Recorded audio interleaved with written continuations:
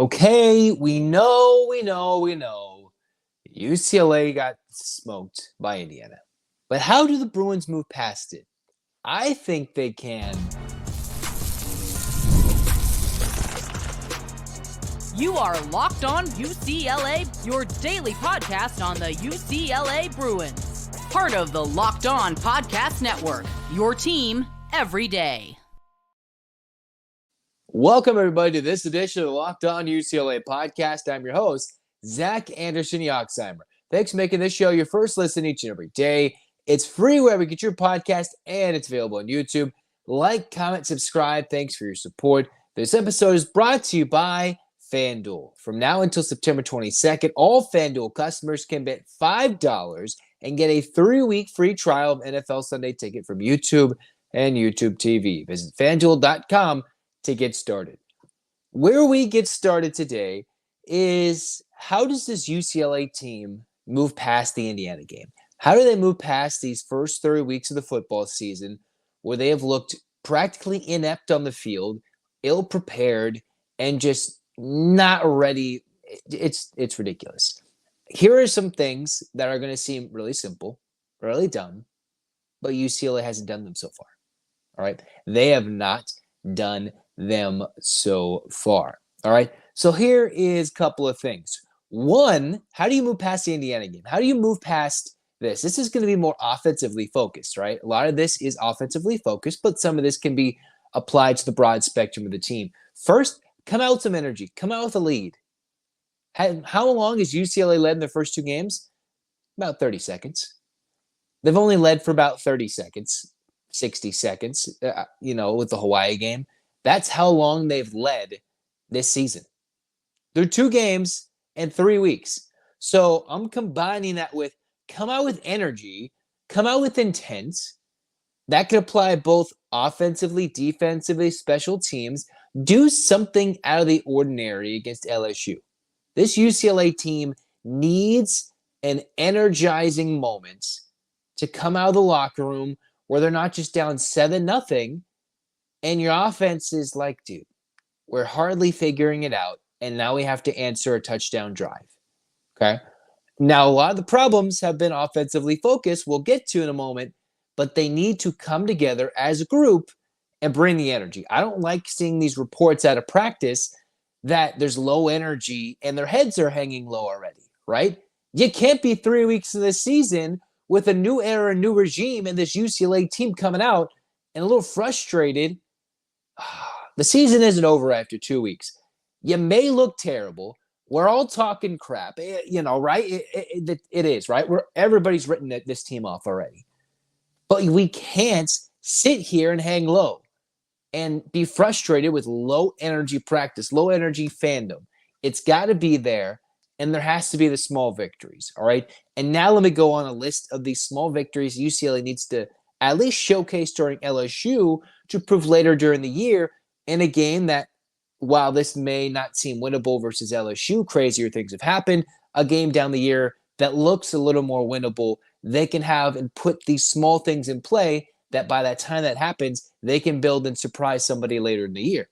All right, for UCLA, let's go offensively. Simple thing, all right? Let's get Ethan Garbers in the passing game going because I'm tired of saying let's get the run game going. Cool. All right, that's not an Eric Bieniemy staple. Yes, it's ridiculous to see a former Big 8 player of the year, a running back head coach, a running back offensive coordinator, guys who are talented in the running back room with a team that could run the ball, maybe not to their strength, but they could easily run it last year, run it to their strength the year before that, run it in 21. They could run it these last few years. That is not the – until something proves to be different, UCLA is not going to run the ball, right? They can. They ran a lot better than they did in week 1. But to beat an LSU, while they are going to have to run the ball, I'd like to see an improved effort from the quarterback, from the passing game, from overall play calling, where it's not just a screenplay, where it's not just dump off to the running back, where everything is just trying to find seams up the middle to Mateval, who is a good, solid receiving tight end. UCLA has at least 4 receiving options who are quality, and when called upon can make catches in traffic in certain moments. Not just Loya making one. Your leading receiver from 23 in 2 games has 1 catch. Your big dog receiver in J. Michael Sturdivant was not given a reception in that game, right? From the big transfer from us prior to last season hasn't had a lot of targets. Rico Flores had a big game, quiet game too, all right? That speaks to the Indiana game plan. But UCLA has a talented enough receiving core to go out and handle one of these guys being shut down that is not just completely screens to the running back and finding the tight end up the seam, all right? Yes, Monteval's good. This isn't Travis Kelce who's going to burn you for 150 yards and 2 tubs like the enemy could get in Kansas City. Now we need an improved effort from Garbers. You can't stare down the receiver and make bad plays. A lot of this also needs to speak to the offensive line. They need to protect Garbers. He has been flustered in the pocket like he was last year. And if this was a younger quarterback, this would be even worse. And we saw what that was like last year with a younger quarterback. So UCLA needs a 280 to 300 yard passing game from the quarterback, which I think should be easy in what is supposed to be a pass heavy offense. And I'm not sure if that's going to happen towards LSU in the LSU game, but the Bruins have to be working towards that unless they come out of nowhere and absolutely just run the crap out of the football, which unless they're just trying to run the clock out, they're not going to do that successfully against LSU. I'd like to find the Bruins throwing the ball with success. Then, for the first time in 3 games, if they could do so against LSU specifically, let's score 2 offensive touchdowns. UCLA hasn't done that since the LA Bowl game when Garbers came off the bench to spark them in the second half to beat Boise State. UCLA has not scored 2 offensive touchdowns. They've scored 2 touchdowns all year, but 2 offensive touchdowns. I don't want the defense to score touchdowns and say, oh, the offense is fixed. Yes, it can lead to a victory, but UCLA needs to score 2 offensive touchdowns in this game. So find some semblance of success in the passing game where, all right, if Garbers is going to go chuck it out there 45 times, let's get success instead of a mediocre 4 yards per play, 9 yards per completion. Indiana was finding seams. They were completing it 3rd and long. The Bruins can do better and not need to be helped out by targeting, pass interference that helped UCLA move what was one of their longest drives in the second half for an eventual field goal. And then finally, the big thing offensively is finding success in the red zone. UCLA did not have this last year, and so far they have not gotten there as much this year, but they have to have success in the red zone. If they're only going to make 3 trips, UCLA has to be pinpoint perfect. If they still are going to have troubles protecting the quarterback, UCLA, I do believe, is going to move the ball against LSU a couple of drives. I don't think they'll be shut out, and they're not going to be completely shut out in every game going forward. So when they get into the red zone, the Bruins have to maximize potential, not settle for field goals, but if they do, they have to absolutely make them. This is a team that when they get to the red zone, it has to end in the end zone. They can't just be settling for 3. This team does not have what it takes to be kicking field goals and holding teams to low-scoring games. The Bruins, if it's going to be a game where it's 21-something, the Bruins need to get into the end zone. All right? How can they improve? Any sort of ways to involve more of Keegan Jones. I would like to see more of Keegan Jones. We've been asking for that. I want to see a variety of roles for him getting more involved in the LSU game. Pick your poison in the receiver room, all right? You can go from anybody, all right? I don't even have a favorite. They all have different abilities from the slot to deep, big game, long down the field passes. You can go with the slot receiver. You can go with the inside. UCLA has many options to choose from that just aren't hitting TJ Harden. And I would like to, make sure I say this correctly. Yes, Keegan Jones is a running back, of course. But UCLA can utilize him in different ways than how UCLA is utilizing TJ Harden. If you're going to get a big pass play, you're going to more likely get that from Keegan Jones than you are to get that from a TJ Harden, who I want to see him pound the rock more successfully. This isn't at all his fault what the Bruins are struggling with right now. So again, let's find a rhythm in the passing game, keep him upright, score a couple of touchdowns, and execute in the red zone. Build on small victories that can lead to a much bigger one down the line when we want it, when we can surprise somebody in a game they need to have to prove that they're CFP worthy. At this point, UCLA is that team, then to proven otherwise, they are the team that is going to damage a team's CFP resume at the moment until they start stringing wins together. Well, now the Bruins in-game have to start stringing small victories together to get the ultimate goal, which is a big victory down the line against an opponent who will be favored significantly. Against LSU, we'll find out. But I'm thinking build small, hopefully bigger by the end of the year. Speaking of building small to go bigger, there's a new way to build NIL apparently. Tennessee came out and said, hey, ticket fees? We're talking ticket fees for NIL boosts. Great idea or stupid? Let's talk about it next.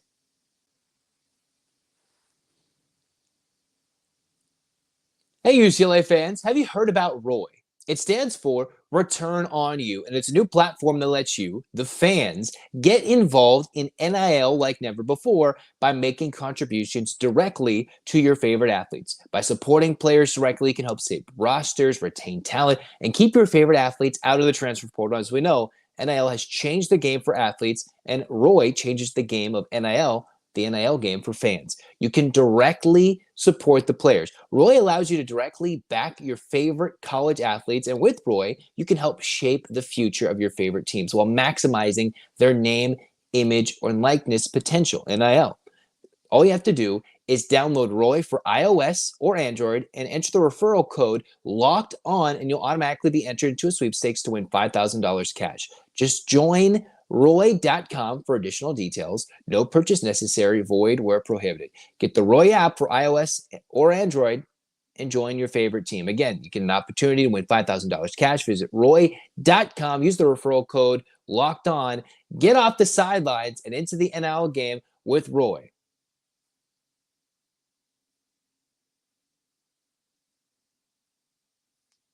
All right. So we just talked a little bit about NIL boosting ways.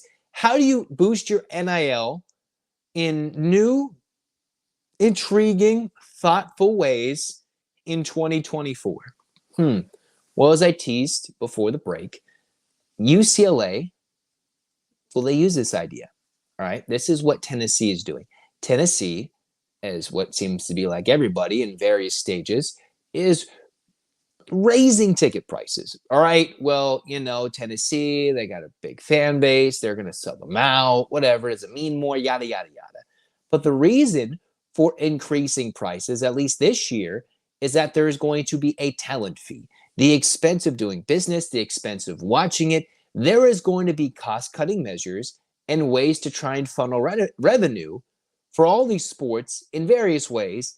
And these SEC schools and soon to be Big Ten schools are going to find ways to opt in to revenue models that directly support athletes. And Tennessee, what they're doing is going to, for all sports, charge a 10% talent fee on tickets that help pay athletes as part of the revenue sharing plan that is going to begin in 2025. What does that mean? It means from the likes of football, they can pay football season ticket holders. This is what Tennessee said to their football season ticket holders, that they're going to have a 10% increase on all ticket invoices, single game season tickets, and that's going to have an increase for season tickets and all football tickets, and that revenue sharing is going to go directly to athletes. So if you think about it, beyond just football, that can help in all sports, and I wonder if that would happen in LA. Well, of course, the tough thing nowadays is when you look at tickets and you look at fees, we all dislike them. But if there's ever a way to make ticket fees not sound so terrible when we actually know what they're going for, instead of some ludicrous 20% ticket price fee increase from where you're looking on your website trying to buy a ticket, going to the players, that's not a bad thing. Now, the big thing is, could UCLA utilize a model like this? How are they going to be thinking out of the ordinary, out of the box, to generate interest? Well, football, the big joke is the Bruins can't fill the Rose Bowl. Well, if we're going to have fans invading from the road and there's going to be ticket increases, I wonder how the opposing fans are going to help out Tennessee do that, right? Like, imagine if you're an opposing team Of course, they have to give a certain percentage of tickets to the opposing team, so I'm not sure that would exactly help Tennessee be funding everything. But think about for the Rose Bowl, how could UCLA utilize a model like this? Not sure it would work as much.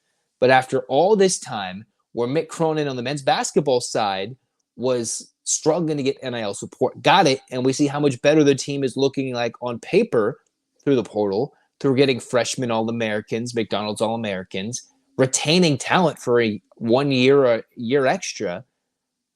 How can UCLA adopt a similar model, right? If they're expecting to get a big increase in attendance in the men's basketball, with the booming popularity of women's basketball as Corey Close continues to get top-tier talent, maybe it's other sports where they're trying to continue to fund.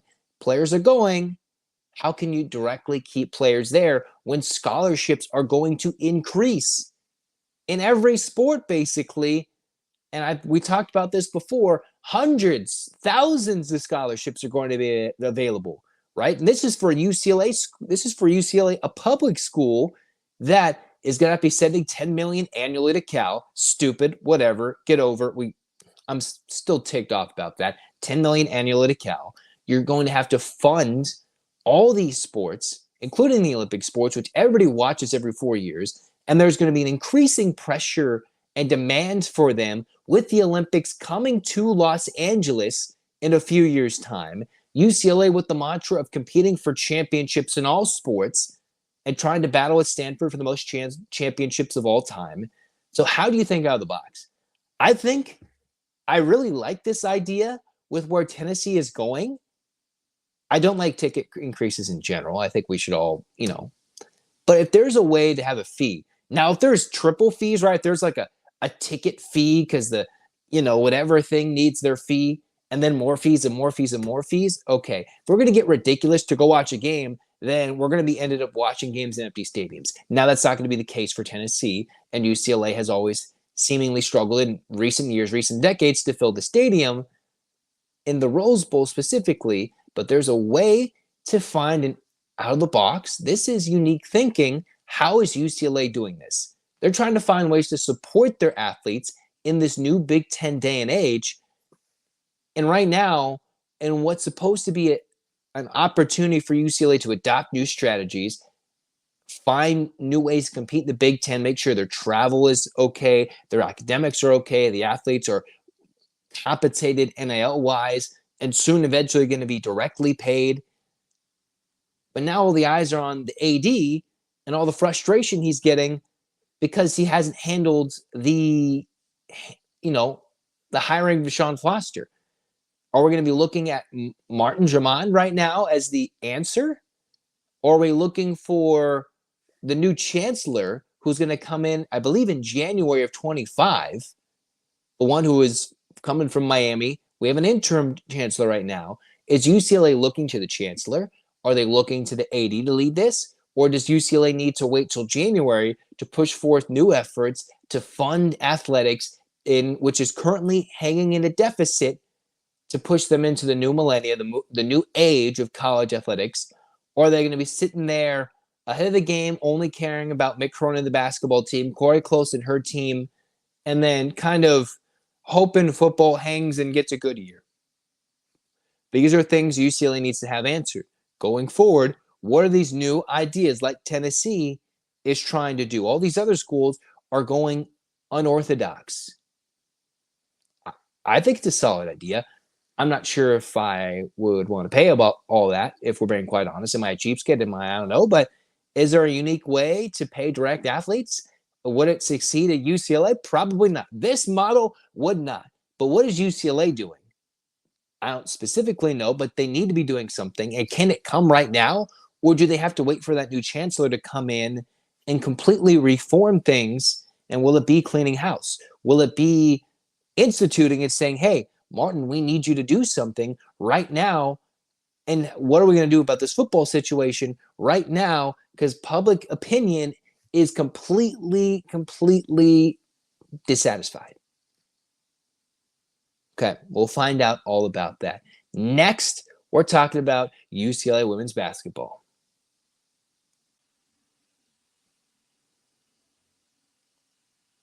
All right, all right. You've heard us talk a lot about FanDuel, America's #1 sports book. And right now we have a little something different for you while it lasts. From now until September 22nd, all FanDuel customers can bet $5 and get a 3-week free trial of NFL Sunday Ticket from YouTube and YouTube TV. Then with a YouTube TV base plan, you'll be able to watch every regular season Sunday afternoon out of market game. All you need is a Google account and a current form of payment, and you can cancel any time. Just visit FanDuel.com, download America's #1 sports book.